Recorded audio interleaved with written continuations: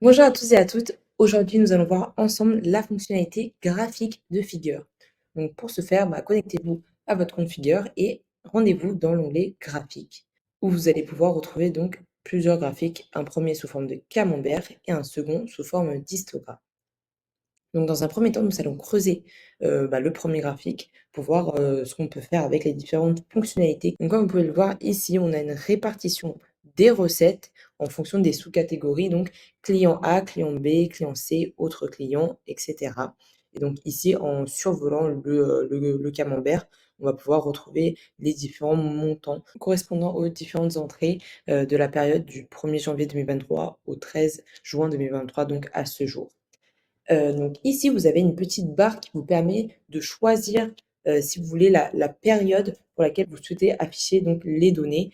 Donc si vous souhaitez afficher les données pour une, période de 3 mois, il vous suffit de cliquer, dessus et donc ici, on retrouve une différente, répartition donc en fonction, des 3 derniers mois, tout simplement. Alors ce qui peut être intéressant, c'est qu'ici, on va pouvoir comparer le graphique que vous voyez là, avec le même graphique pour une autre période. C'est-à-dire, alors je vais vous montrer tout de suite, si je clique sur comparer, je vais pouvoir choisir une période avec laquelle je souhaite comparer donc le graphique ici présent.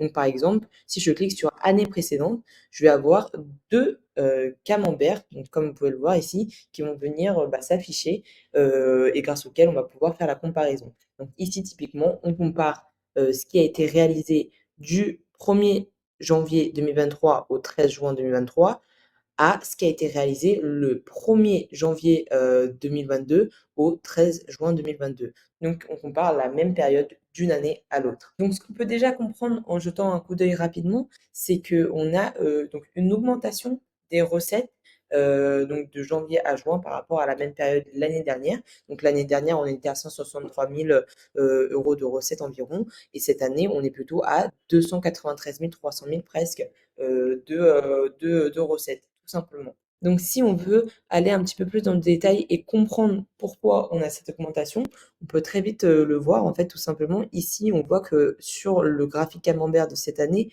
on a cette partie violette qui n'existait pas l'année dernière, tout simplement.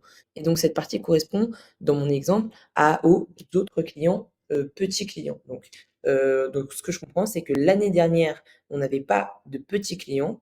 Et cette année, le fait d'avoir peut-être lancé une campagne sur les petits clients m'a permis de faire rentrer 140 000 euros de recettes. Et c'est ce qui justement explique l'écart entre les recettes de l'année dernière et de cette année pour cette période.